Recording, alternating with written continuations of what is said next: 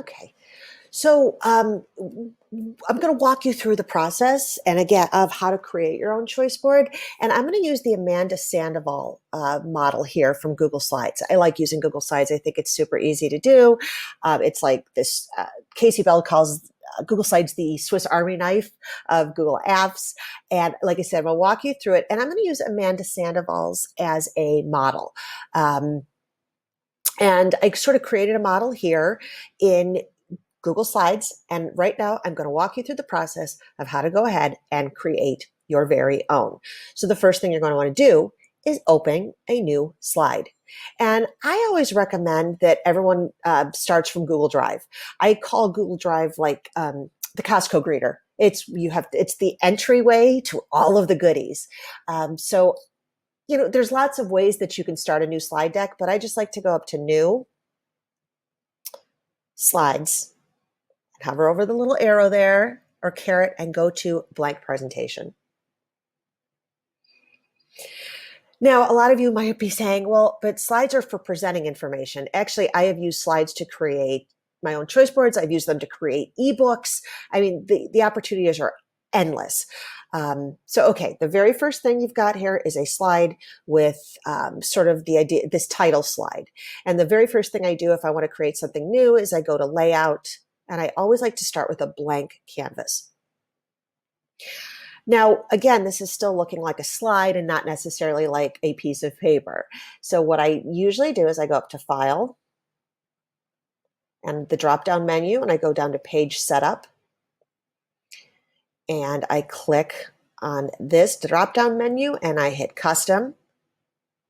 And I make the page like a piece of paper, 8.5 by 11 inches.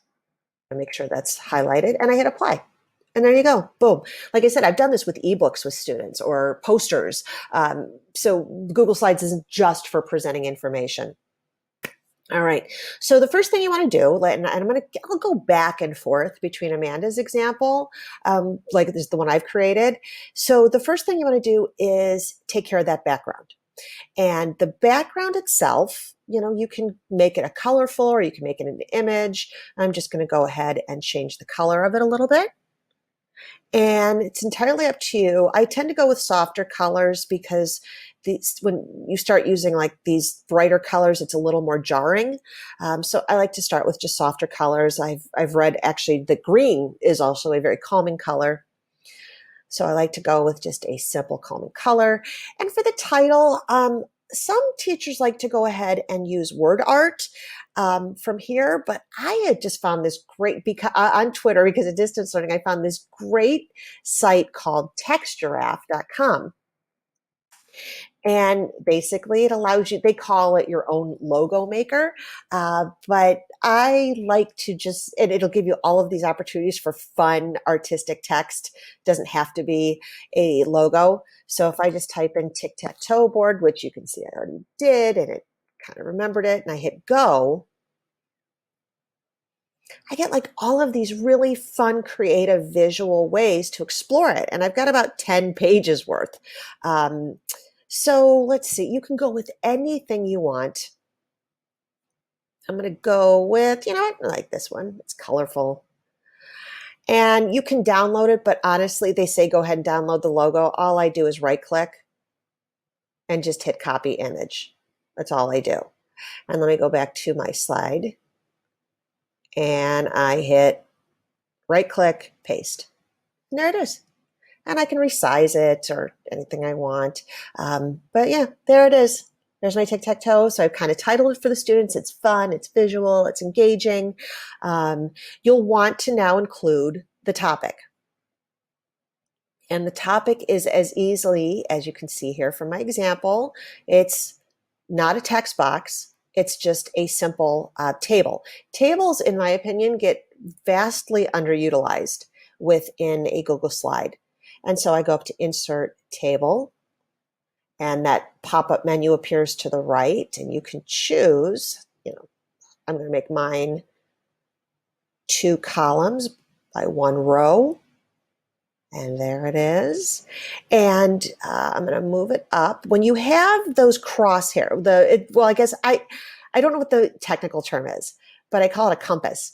Some teachers are like, well, I can't move it. I can't move it because it's like this. If it's like this, it's not a compass. If it's like this, when it looks like a compass where it's pointing in all four directions, I like to tell my teachers that that is how you move it. Like a compass, you're going to move it in different directions.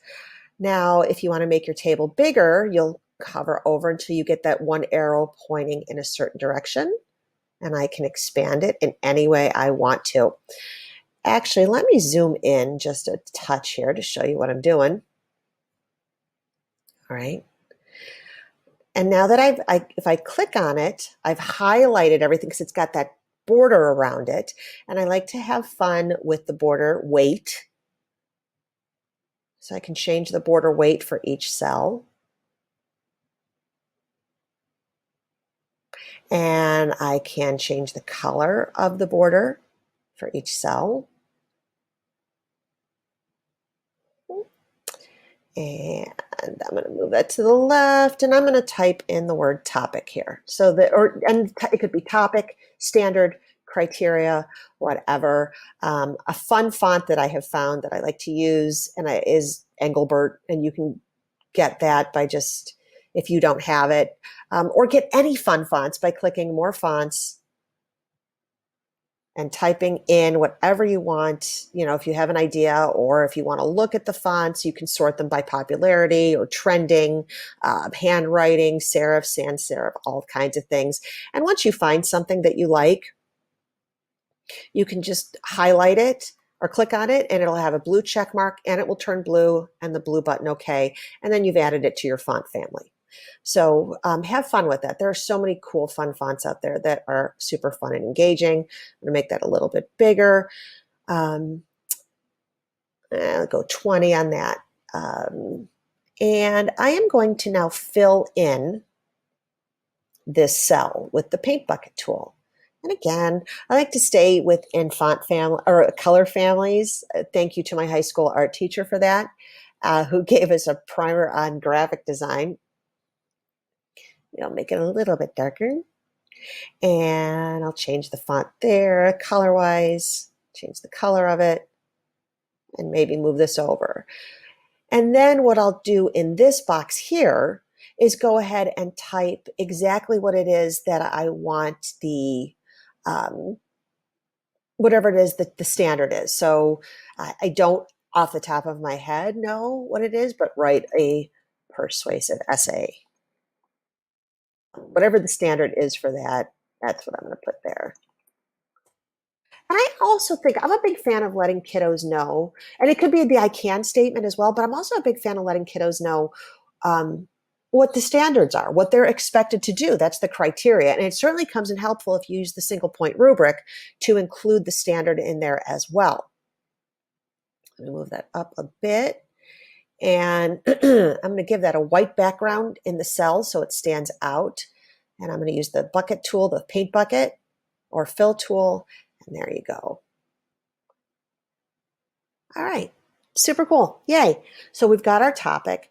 And as you guessed, we're now going to go ahead and we're going to use the table again to create our 9 squares here for our tic-tac-toe board activity. And it's literally as easy as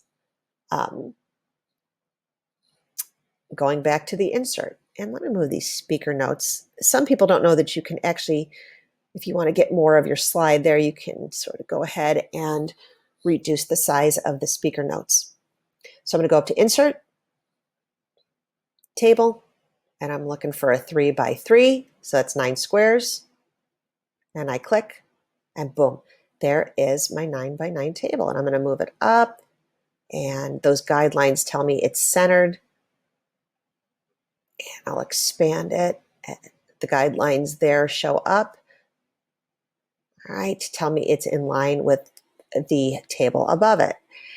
And then now, again, that looks a little small for my purposes. So I'm going to go over here and I'm going to click and drag the bottom until it fills up most of the rest of the slide.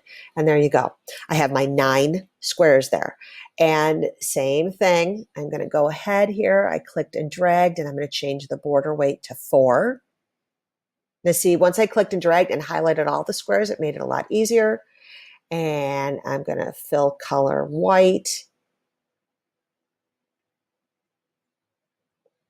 And there you go. You know what? I wanted to make the lines there, the border color black. Okay.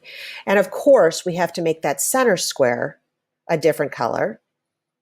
So if I click on this center square, and if I go back up to my fill color or paint bucket, very simple. Look how simple, super duper easy.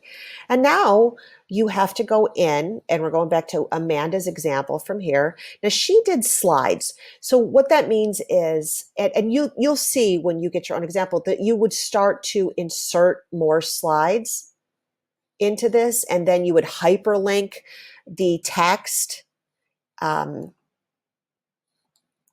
it. But I'm just going to keep it simple. I think simple is best, especially depending on the age of your students. Younger students, you want to make it as simple as possible.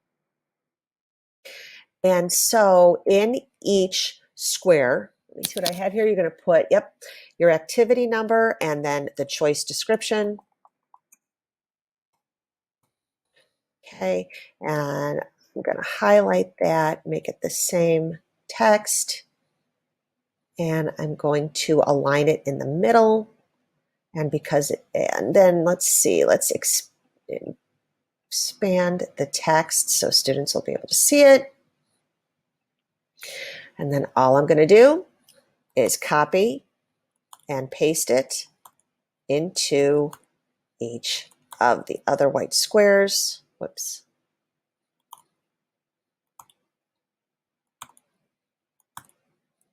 Copy and paste. There you go. I copied it once and then pasted it 8 times.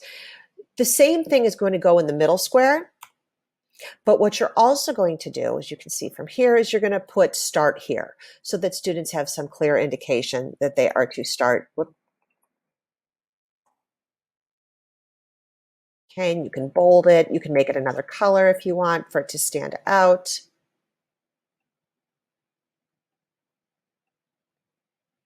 Actually, maybe I'll bold that. Okay. And so there you go. Boom. You have created your own tic-tac-toe board. Now, what you would do here is obviously you'd put activity number 1 and activity number, or actually, you know what? Let's make the center square number 1. And then this would be number 2, and this would be number 3. And then you would go ahead and you would type in the description of the activity. So create a video using, let's say, Powtoon. I know a lot of kiddos like to use that. And if you don't know how to do a hyperlink, if you've got an exam, if you have the actual link to the Ed Tech tool, then you can go ahead and highlight it and then click the link tool and provide it there. But actually what's really cool about Google Slides is even if you don't know the link, but you know the tool, if you type it in there and highlight it and then hit the link tool, you'll see it's going to give you a suggestion. And you hit apply. And then there you go. You've given students these links to activities that you want to do. One little extra thing I like to do is to use the gray area. Lots of teachers use the gray area to type in directions. I'm going to use the gray area here to create big giant X's that students can use, and they're movable. And I created a text box, and now I'm putting in an X. And that's a tiny little X, but I'm going to make it big. I'm going to highlight it, and I'm going to really expand it. In fact, let's try 96. That might not quite be. You might want it a little bigger. I think I went with 150. And I'm going to center it and change the font. All right. And now students can, once they complete an activity, would be able to click and drag it over there as a visual reminder to themselves. That's one way to do it. Another way to do it, I know sometimes text box get erased by students. So you can also just go ahead and do a shape. maybe like a bingo marker. And if you want, once you click off, when you click in there, double click in there, you get a cursor. So you could even put an X in there. And let's make it 150. And you get the font a little bit and center a line. There you go. And you can even change the color on that if you wanted.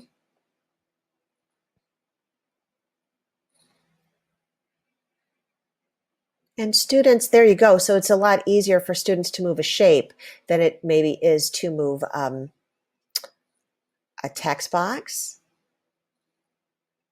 Or maybe it's not. Hello.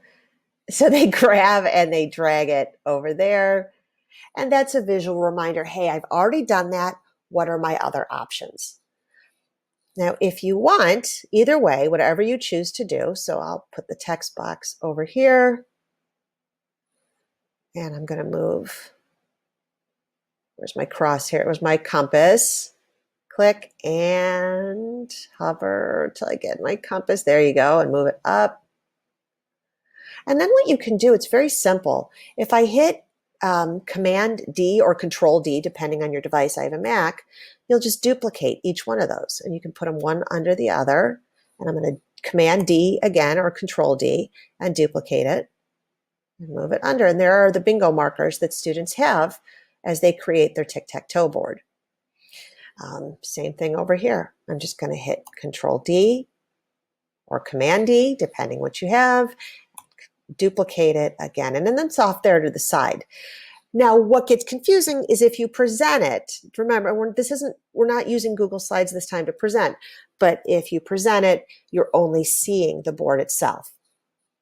So that's why it might be a good idea to just push forward this activity through Google Classroom, or so each student would have his or her own copy of it. And I think I've got that all covered. I'm not sure if anybody has any other questions, but that's where I'm going to talk about what's next. So there you go. You've created your own tic-tac-toe board. Let me go to the Wakelet board that I've created that has all of the resources that we've talked about today. I'm going to, as soon as I finish recording this webinar, add it to our Wakelet board. I've got the persuasive argument board that I created, Meredith Akers generic board, a copy of it, and a template that you can use. You don't have to recreate the wheel. This is Amanda Sandeville's actual example. Here's the article on Meet the Single Point rubric. Now, this is super important. If you want to receive credit today for the learning, make sure that you click here and fill out this Google form. I'm going to get notification, and as soon as I get notification that you've completed it, then I will send you a certificate of learning. I'm really looking for feedback. Feedback is so crucial. So if you like this idea of Netflix PD or PD on demand, if you want to watch it at 3 a.m. or you want to watch it, while you want to view it while you're watching Schitt's Creek, that's cool too. I just want to meet your needs. So please be honest with your feedback. If you don't mind, I'd really appreciate that. And again, you're not going to hurt my feelings because I'm working for you. If you need anything else, I'm holding open office hours and free 15-minute appointments. You can book as many as you want. I'm a virtual coaching and a virtual help desk. And here's how to get in touch with me all you have to do is click these little buttons and you'll take you to my calendar. You can get in touch with me via email, Twitter, my YouTube channel, Instagram, or like I said, TikTok. I'm starting to do TikTok now, which is super fun. Also, this will take you to my website. What I've been doing since the pandemic hit in March is I've been creating free templates for teachers. In fact, I might add this tic-tac-toe board to it. But I've got all kinds of free stuff that you are free to borrow and customize and use as you see fit. I ask that you give me credit somewhere when you share it. And this link will take you to the professional development calendar at the Educational Service Center of Northeast Ohio.